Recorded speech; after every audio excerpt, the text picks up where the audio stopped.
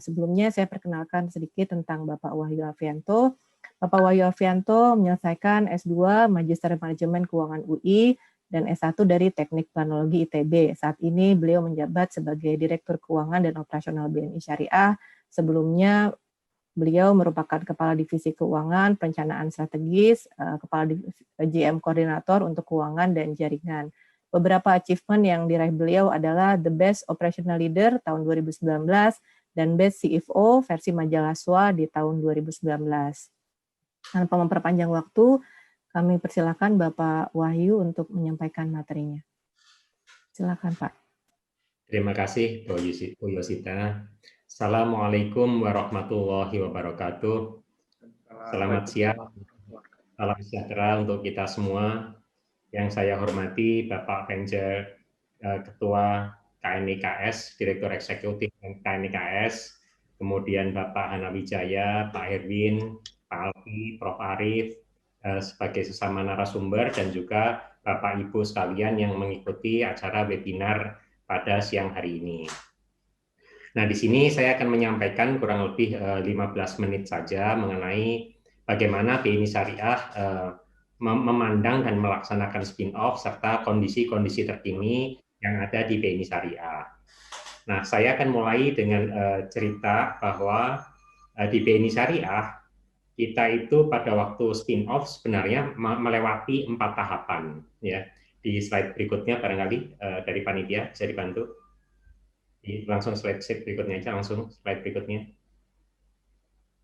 Ya.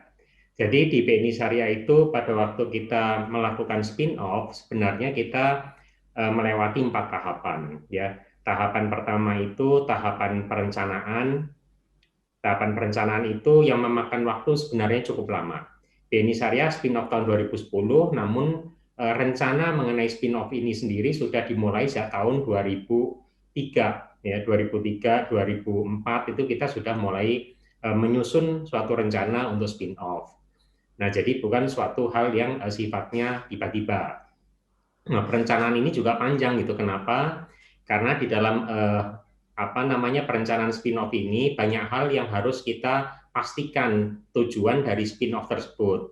Apa yang kita inginkan dengan spin-off tersebut.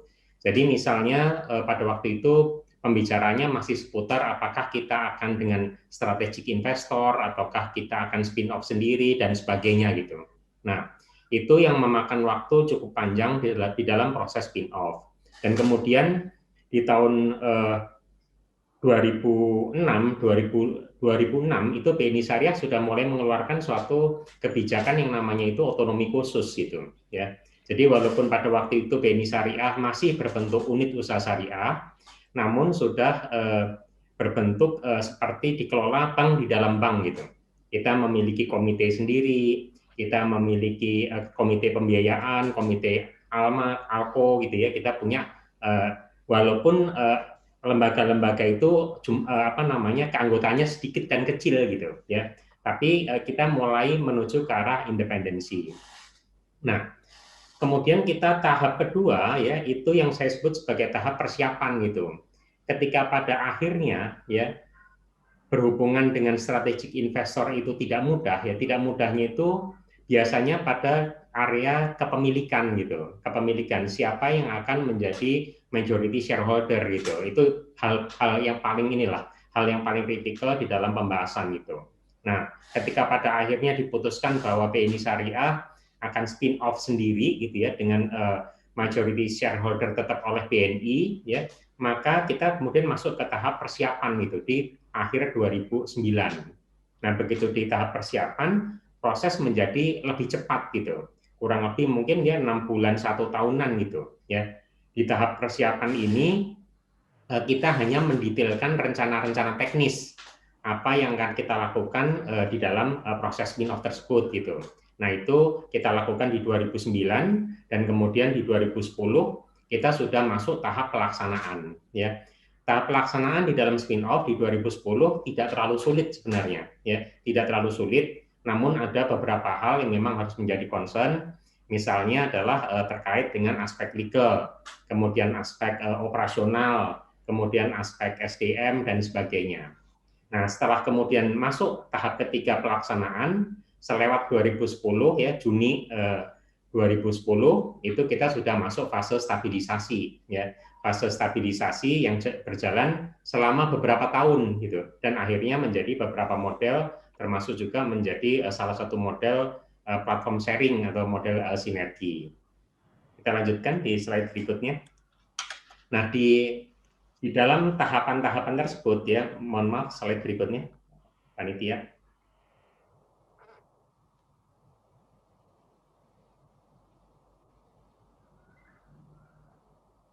Mungkin perlu saya jelaskan ya di apa namanya, di dalam di dalam proses perencanaan tadi ya, kenapa BNI Syariah kemudian memilih ya, atau manajemen BNI pada waktu itu memilih untuk dilakukan spin-off BNI Syariah yang tadi persiapannya sudah dilakukan beberapa tahun sebelumnya sebenarnya, mungkin 5 tahunan atau lebih gitu ya, 3-5 tahun sebelumnya. Nah, ada faktor eksternal dan faktor internal yang menjadi pertimbangan bagi BNI Syariah ya. Faktor eksternal yang kita lihat adalah potensi pertumbuhan bisnis syariah yang sebenarnya cukup besar. Potensi ini memang kalau pada waktu itu kita lihat pertumbuhannya itu bisa sampai 30-40% setiap tahun pertumbuhan industri perbankan syariah. Dan yang kedua adalah kalau kita lihat pada waktu itu benchmark antara kinerja Bank Umum Syariah dengan dengan unit usaha syariah itu selalu lebih baik kinerja dari Bank Umum Syariah. Nah, ini yang menjadi salah satu dasar pertimbangan dari BNI Syariah. Yang berikutnya lagi adalah dari sisi aspek regulasi yang semakin kondusif gitu, semakin mendorong ya pertumbuhan perbankan syariah. Kondisi saat ini jauh lebih baik lagi dibandingkan tahun 2010 ya. Dan yang berikutnya juga komitmen pemerintah terhadap ekonomi syariah pada waktu itu sudah kita rasakan cukup tinggi, dan sekarang kita rasakan lebih tinggi lagi, sangat kuat komitmen dari pemerintah untuk mengembangkan ekonomi dan perbankan syariah di Indonesia. Bagaimana dengan faktor internalnya? Faktor internalnya seperti saya sampaikan tadi, tahun 2003 sebenarnya BNI Syariah sudah menyusun corporate plan bahwa UUS nanti suatu saat akan menjadi SBU gitu, atau akan menjadi independen gitu ya. Yang bahasa lainnya adalah akan menjadi akan menjadi Bank Umum Syariah sendiri gitu. Dan yang berikutnya kita lihat juga secara internal, kapabilitas SDM, organisasi, infrastruktur di BNI Syariah itu memadai gitu. Jadi kalau kita lihat pada waktu tahun 2010 kita spin off, kemudian tadi saya sampaikan 2007, 2006 itu kita menjalankan otonomi khusus gitu ya. Nah, pada waktu otonomi khusus itu kita membentuk tadi organisasi bank di dalam bank gitu. Jadi di dalam organisasi unit usaha syariah BNI bukan hanya sekedar product owner atau business owner gitu, tapi kita juga punya orang strategic planning, kita punya orang produk, kita punya orang manajemen risiko, kita punya orang legal gitu ya.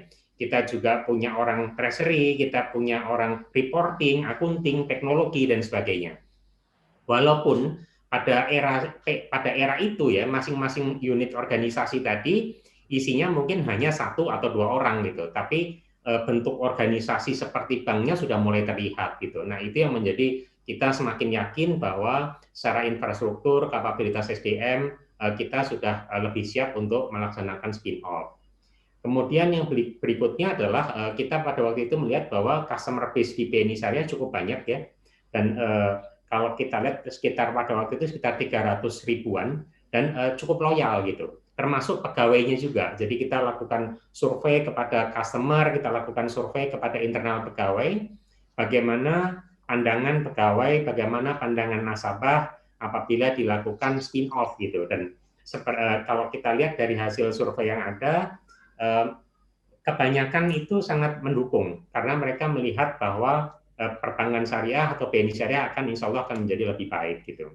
Nah, termasuk juga yang terakhir adalah track record kinerja yang mendukung. Walaupun secara pertumbuhan sebenarnya cukup bagus ya, BNI Syariah itu tahun 2000 dibentuk, kemudian tahun 2006 asetnya itu menjadi sekitar 6 triliun gitu. Pertumbuhannya cukup bagus gitu ya. Tapi kita melihat peluang untuk tumbuh lebih tinggi lagi sebenarnya gitu.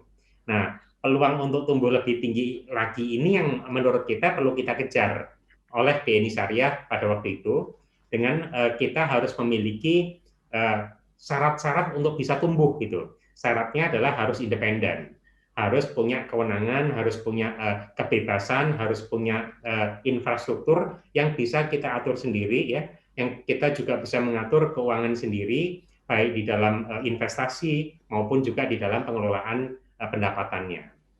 Nah, mungkin ini dasar dari pelaksanaan spin-off yang ada di BNI Syariah.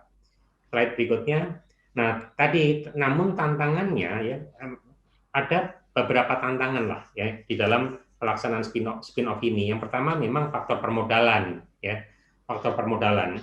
Pada waktu itu kalau tidak salah BNI Syariah itu modalnya masih di angka sekitar 300-an miliar gitu. 300-an miliar ditambah dengan ada semacam penempatan gitu, penempatan dari induk kepada UUS-nya gitu, itu sekitar 600-an miliar gitu. Nah, totalnya kemudian kita minta dijadikan, dikonversi sebagai modal secara keseluruhan sehingga menjadi 1 triliun. Nah, di sini ketika spin-off kita memang sudah berhitung pada waktu itu, kalau spin-off dengan modal yang kecil untuk tumbuh akan sulit gitu, sehingga kita sudah menghitung bahwa BNI Syariah harus punya modal minimal 1 triliun supaya bisa tumbuh ya ke depan. Dan itu adalah syarat modal yang menurut kami minimum pada waktu itu. Nah, yang kedua adalah dari sisi SDM-nya sendiri. Dari sisi SDM tadi kami sampaikan ya, kami survei juga gitu. Dan ternyata lebih dari 95% pegawai itu mereka merasakan lingkungan kerja yang baik ya, dan lingkungan situasi bisnis yang sesuai dengan syariah, yang itu menjadi salah satu hal yang membuat mereka puas di dalam bekerja ya. Dan walaupun juga ada beberapa orang yang memang menginginkan tidak dilakukan spin-off dan kembali kepada induk di BNI, namun itu tidak menjadi masalah karena jumlahnya sangat sedikit sekali. Yang menjadi tantangan berikut di dalam SDM adalah bagaimana mengatur kemudian sistem kepegawaian supaya sejalan juga dengan rencana keuangan yang ada gitu. Termasuk bagaimana kita bisa membawa sistem penggajian, sistem kesejahteraan gitu ya. Kita bawa kepada ketentuan-ketentuan yang ada pada BNI Syariah yang baru nanti yang kita harus mengatur semuanya sendiri. Nah, yang lain-lainnya adalah masalah infrastruktur, produk, strategi, dan sebagainya. Tapi intinya di dalam proses spin-off ini, yang kita lakukan yang pertama adalah kita melakukan legal spin-off gitu. Jadi kita secara legalitas membuat suatu izin PT, membentuk PT ya, PT tersendiri. Kemudian kita mengajukan izin usaha, izin prinsip dan izin usaha kepada BI atau OJK pada saat ini ya, dan dari sana kemudian baru kita bisa beroperasi setelah izin usaha itu keluar. Ada beberapa hal yang perlu disinkronkan pada waktu itu antara kapan setoran modal itu dilaksanakan dan kapan izin usaha itu keluar dan sebagainya ya, ada hal-hal teknis seperti itu yang tapi semuanya insya Allah bisa diselesaikan dengan baik gitu. Dan hal-hal seperti itu kita fokuskan kepada aspek legal dulu, kemudian infrastruktur dan sebagainya kita selesaikan pada tahap-tahap selanjutnya, karena tidak bisa semuanya selesai pada hari itu juga. Hanya beberapa yang menjadi persyaratan perizinan, baik izin prinsip maupun izin usaha dari Bank Indonesia atau OJK pada waktu itu yang harus kita penuhi, misalnya mengenai ketentuan organisasi, mengenai pejabat eksekutif, kemudian juga mengenai produk, kemudian juga sisdur ya, itu semua kita lengkapi gitu. Kita belum punya sisdur mengenai kepegawaian, kita ambil dari BNI, kita sesuaikan, kita olah menjadi sisdur yang berlaku di BNI Syariah sebagai suatu entitas baru. Nah, kemudian juga sisdur pengadaan kita belum punya, kita modifikasi dan sebagainya, semua kita atur dengan cara seperti itu. Nah, produk-produk juga demikian ya. Produk-produk kita persiapkan produk-produk itu nanti bisa menjadi bagian dari produk dari BNI Syariah. Jadi semua yang ada baik di sisi aset maupun liabilities, hak dan kewajiban beralih dari unit usaha syariah BNI menjadi entitas baru di BNI Syariah. Nah, itu yang kita lakukan. Kemudian selanjutnya mungkin terakhir barangkali ya. Slide berikutnya.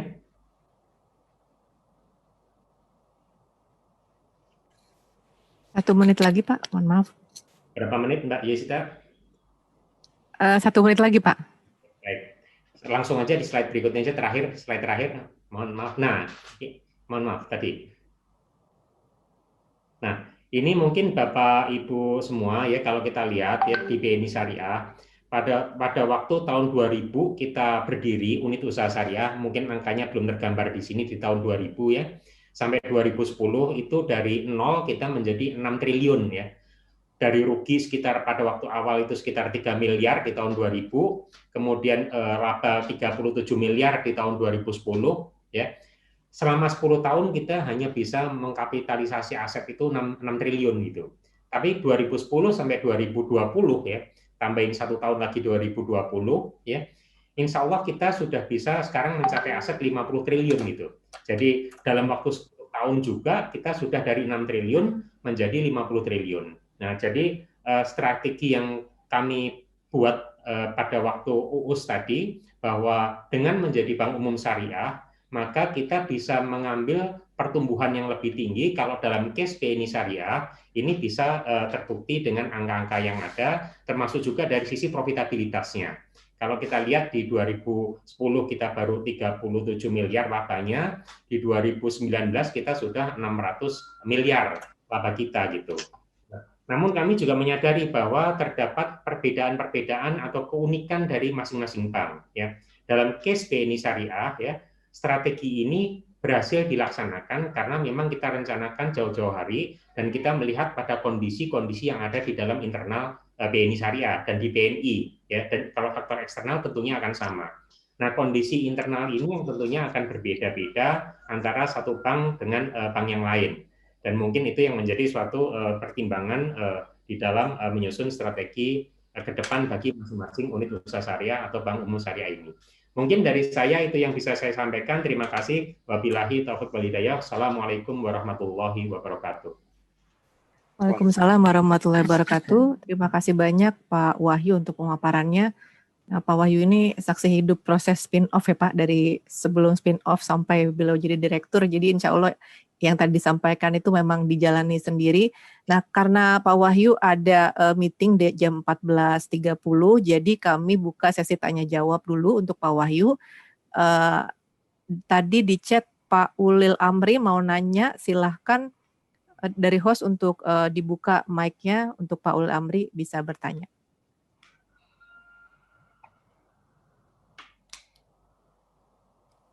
Silakan Pak Ulil Amri dari host, tolong dibantu. Assalamualaikum Pak. Pak Ayu, apa kabar? Waalaikumsalam. Selamat Pak Ayu.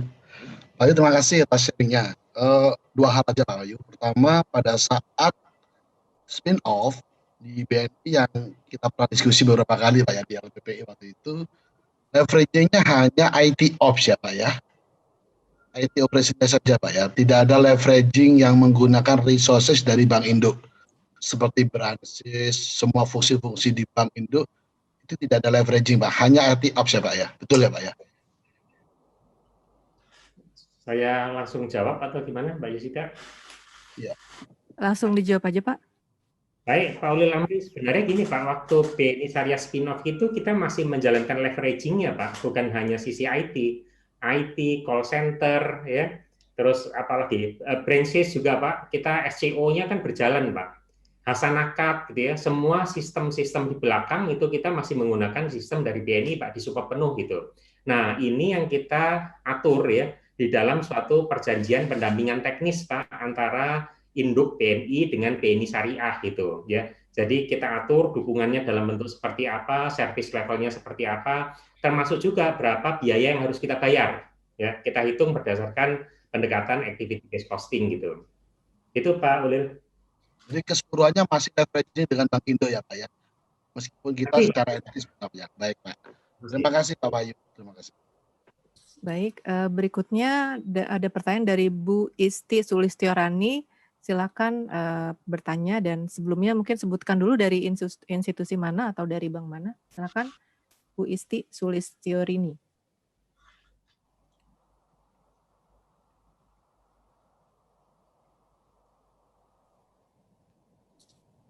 Ya, Bu Isti, Silakan dibuka mic-nya. Sudah dipersilakan oleh host.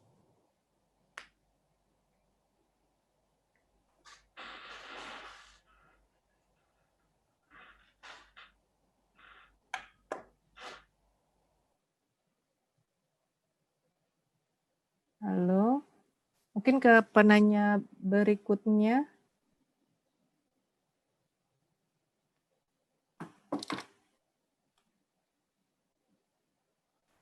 Berikutnya.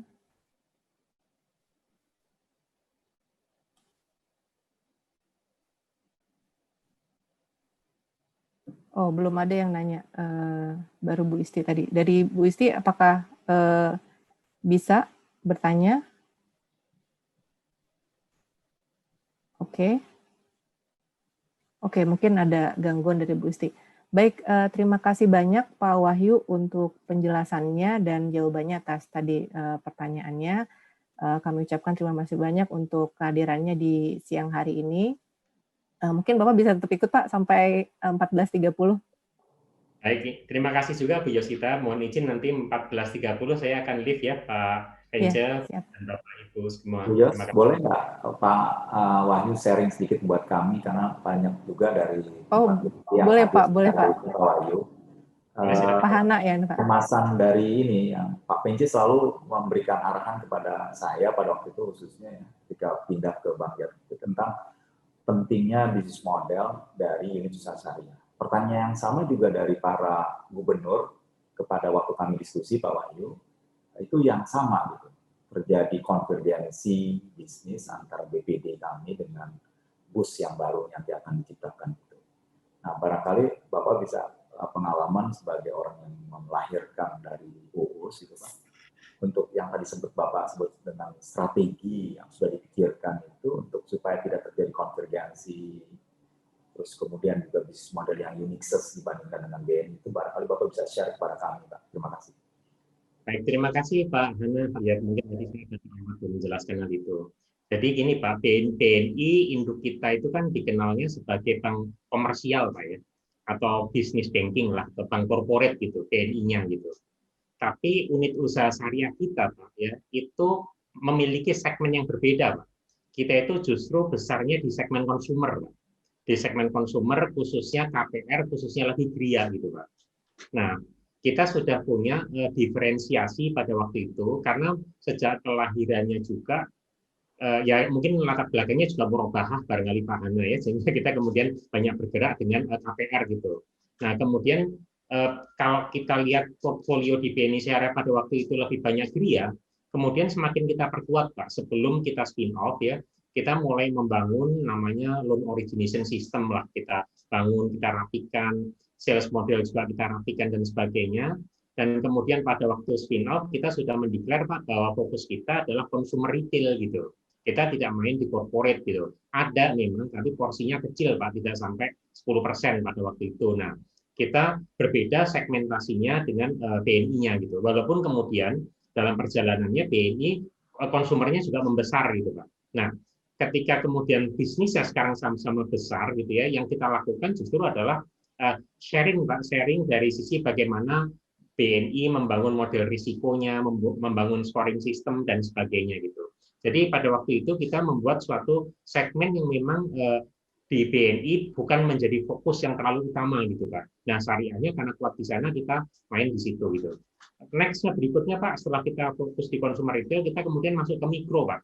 Kita lihat dari kapabilitas modal yang kita miliki, kita kemudian persiapkan untuk mulai masuk ke mikro, karena di BNI pada waktu itu justru exit dari mikronya gitu. Nah BNI Syariah kemudian masuk ke mikronya di 2012. Kita buka beberapa outlet, dia cabang-cabang khusus mikro, ada kurang lebih ada 100-an outlet pada waktu itu, dan berjalan sampai hari ini gitu. Mungkin itu Pak Ana, bisnis model yang kita bangun. Baik, mungkin itu ya Mbak Yusita. Baik, dari Pak Hana nggak ada tanggapan? Cukup baik. Baik, Pak Wahyu terima kasih. Silakan kalau memang mau bersiap-siap untuk meeting selanjutnya. Terima kasih banyak Bapak Wahyu Alfianto. Assalamualaikum. Waalaikumsalam.